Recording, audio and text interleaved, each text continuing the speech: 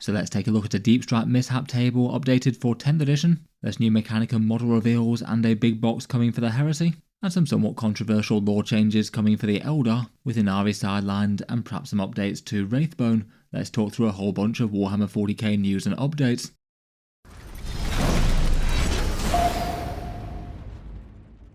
Hello and welcome back to Warspec Tactics, where today I thought I'd round up a few interesting news things over the past few days. I was quite interested to take a look at the new rules for a couple of certain sections within the new Nachmund Gauntlet book, particularly to see Games Workshop's new take on close range deep strike with Mishaps, and their new tactical reserve type things, both of which look like they could be kind of fun for casual games. Otherwise, beyond the stuff already mentioned, I also wanted to take a look at the Krieg launch and see how that seems to have been going for Games Workshop in terms of stuff selling out. First up though, let's talk about Deep Strike and Sideboard 40k. These rules coming from the new Crusade Nachmund Gauntlets book, which has currently gone up for pre-order now. As talked about the other day, it looks like it's got some lore and narrative updates to Warhammer 40k, with Chaos assaulting the southern end of the Nachmund Gauntlets, but also had a few interesting rules things. There's a massive amount of Crusade content, as there normally is with these ones, a whole bunch of missions and battle scars, and all the usual stuff there. One of the things I most wanted to check out though were a couple of interesting rule sections which more sort of feel like slightly more out there rules for Warhammer 40k. Basically things that almost feel like you could play with them in any Warhammer game, not necessarily just these missions. I'm not sure they'll necessarily be all that balanced, but I feel like they could be a fun way to shake up the formula. The first one of these two are surgical deep strikes, and these seem to be a throwback to old school days of Warhammer 40k, when the system was generally to put down a unit and then use a scatter dice to see where they go. Potentially if they crashed into an enemy, then you had a deep strike mishap.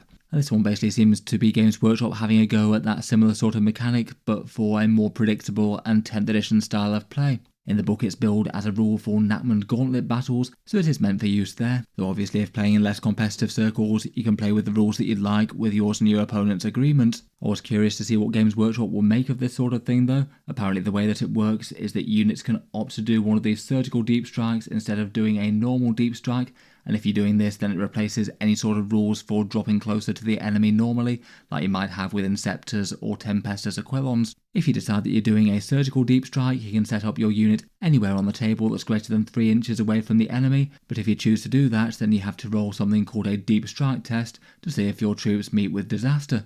To do a deep strike test, you roll a 2d6 and then you subtract 1 for each enemy model within 9 inches of the unit that you just set up.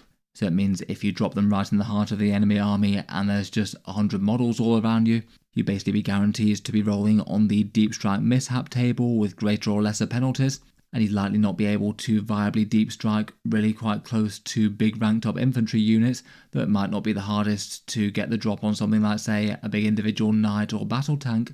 In any case, models that are OC0 or currently battle shocked don't count towards the number, so it won't be as good for area denial I guess. In any case, the way that it works is you roll those 2 dice and then subtract the number of miniatures, and then you consult a table. If you roll a 4 or more, then it gets classed as a precision strike on your unit arrives normally. If you roll a 3 after the modifier, the unit must take a battle shock test, so it might be unable to use stratagems. On a 2+, your unit automatically battle shocks, which might be bad for certain missions I suppose, even if actions are a little bit less common in Crusade. And then if after the modifiers you roll a 1, then you get a deep strike mishap, and then you have to roll on the further table. It means that basically if you were deep striking, say next to a squad of 5 models, you'd have at least a fairly reasonable chance of getting a mishap. There'd still be odds on to get away without. For the contents of that deep strike mishap table, first up, basically your unit is battle shocked unless it's redeployed and it takes some damage, so it basically means no stratagems or re-rolling charges or anything after they've set up. And if you roll a 1 to 4 on the table, you take D3 mortal wounds, or on a 5 or 6 it's a big D6. Then for most of the other results of the table, there's other things. On number 2, you're recalled under fire, you don't get battle shocks, but you take the mortal wounds and go back into strategic reserve and have to come down next turn. On number 3, you're off target, you have to immediately make another surgical deep strike, and you can't set up anywhere that's within 12 inches of where they were originally set up. On a 4, your opponent gets a reactive move with a unit that's somewhere within 9 inches. On a 5, you get a miss drop and you take the big D6 mortal wounds and the unit can't charge. And then on a 6, you suffer D6 mortal wounds and you can't shoot or charge.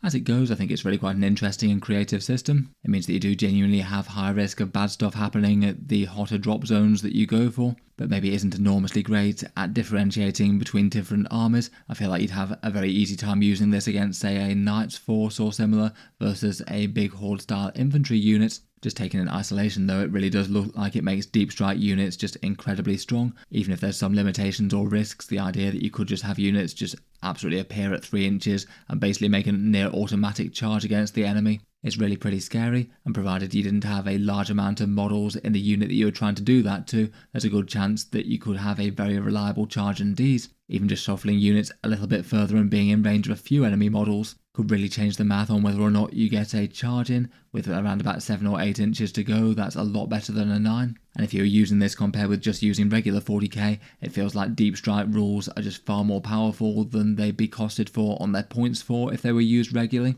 just gaining an incredibly powerful deployment option that you only ever need to make use of when you want to.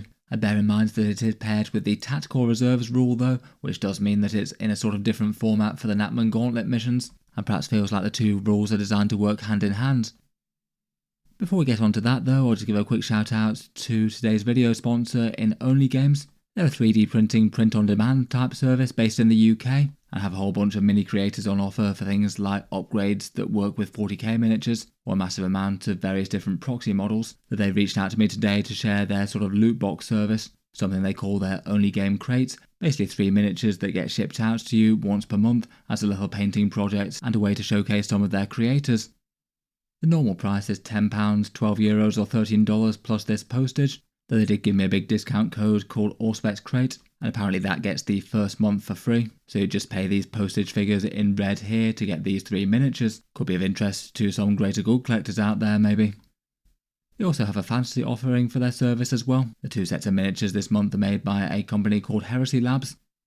And here's a few examples of things they've had in the past. I got a copy of the sort of brain bug type one on the right, and it was quite a cool miniature, printed well for my copy at least. In any case, feel free to check them out, there'll be links down in the video description below if a 3 model monthly painting project sounds fun. In any case though, getting back to the subject at hand, we have the Tactical Reserves, and this was the other section I was most interested to check out in the new narrative book, as it gives an interesting sort of sideboard for Warhammer 40k style option. Games Workshop did talk through this a bit in their preview, and they had already conveyed the gist out of it. The idea is that you have roughly half your army as your primary wave that you deploy on the board. Technically you have to choose either 100 points above or below, or the exact number. So say at a 2,000 point game, your primary wave could be either 1,000 points, 900 points, or 1,100 points, I guess just to try and make it divide neatly for certain armies. Then for the rest of your army construction, you take 3 reinforcement waves that are basically half of the remaining. So say if you opted for the 1,100 point primary wave, your reinforcements would each be 450 points max, and then over the course of the game, 2 of those 3 waves come in, and you get to choose which ones you want and which reinforcements you think would be most helpful. On turn 1 you basically put your primary wave on the board, and then your 2 subsequent waves that you get will arrive on turn 2 or turn 3 using the normal rules for either strategic reserve or potentially surgical deep strikes as mentioned. You'll have the choice of 3 waves to send in on round 2 and then 2 waves to send in on round 3, and the one that you don't select won't turn up, so don't put your warlord in that one, otherwise they count as being destroyed apparently. Otherwise, for restrictions in the rules pack, you also can't use rapid ingress, and there's a bonus rule to allow you to put units within 1 inches of your board edge even if there's enemies nearby. Though if they do happen to be within 9 inches, then you're automatically battle shocked. I guess that's maybe just to stop a really big board control army from screening out the entire board and stopping anything else arriving.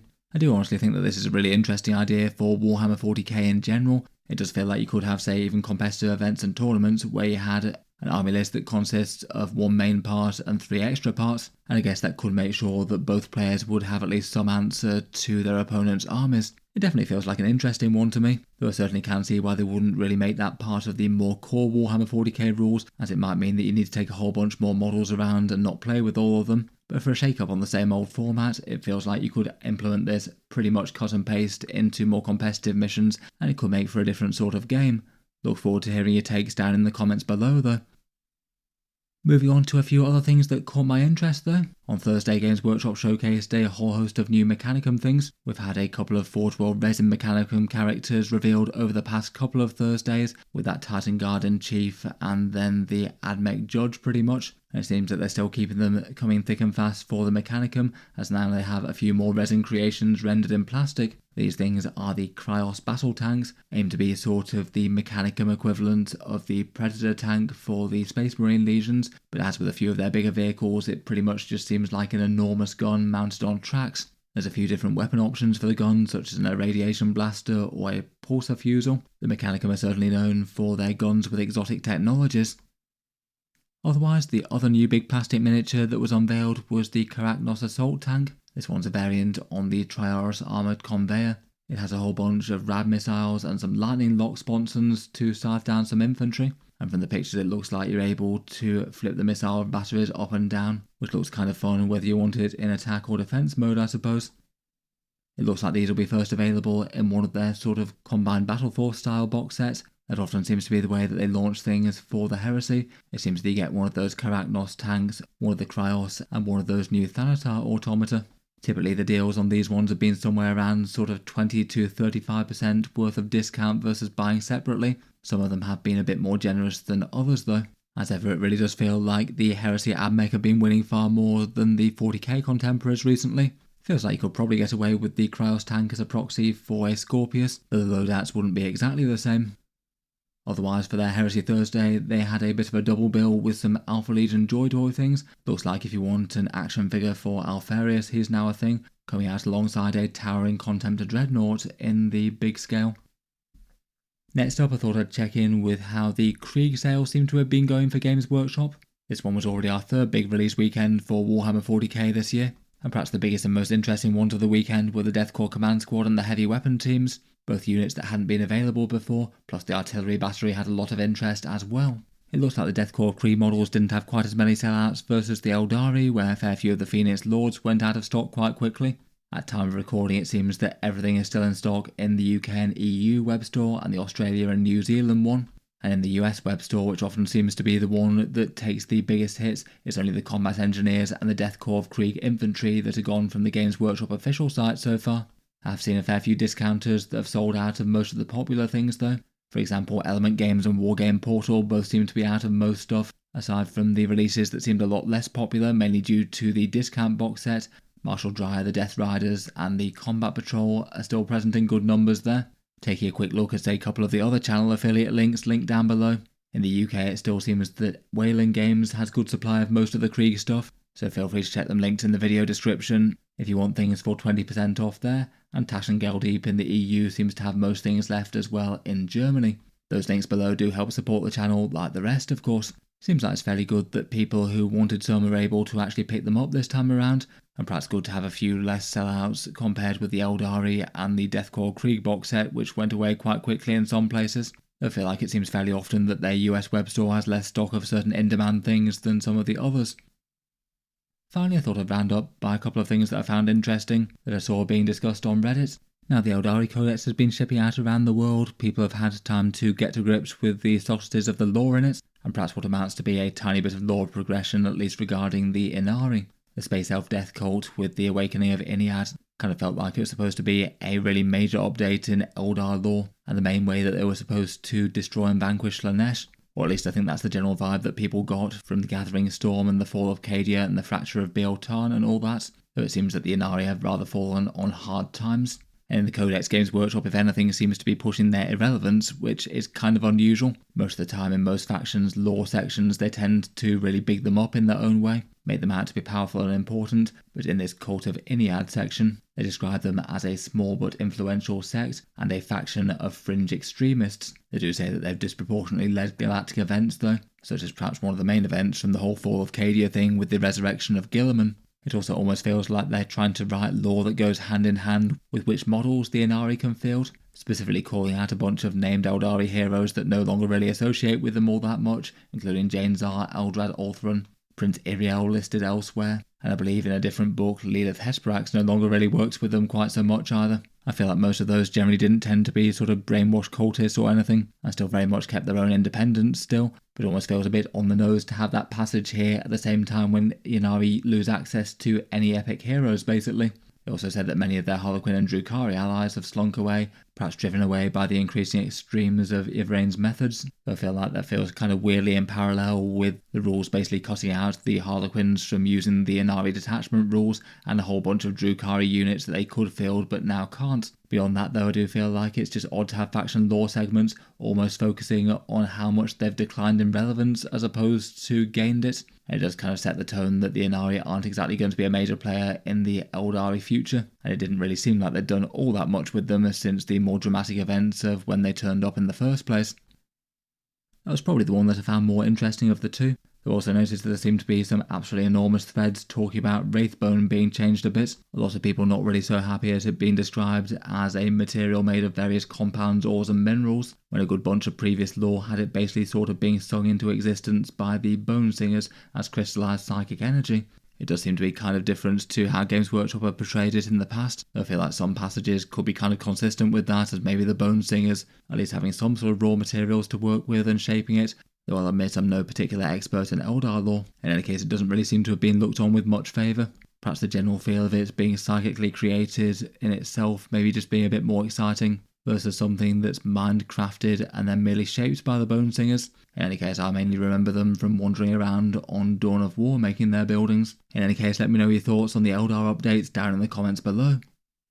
Otherwise, I'll leave this there for now though. As well as Eldar stuff, let me know your thoughts on Krieg sales, Mechanicum previews, and close range deep strikes and 40k sideboards. And as mentioned earlier, feel free to check out Only Games links down in the video description if you'd have any interest in some loot box models to turn up each month as a painting project. Thanks to them for sponsoring this video.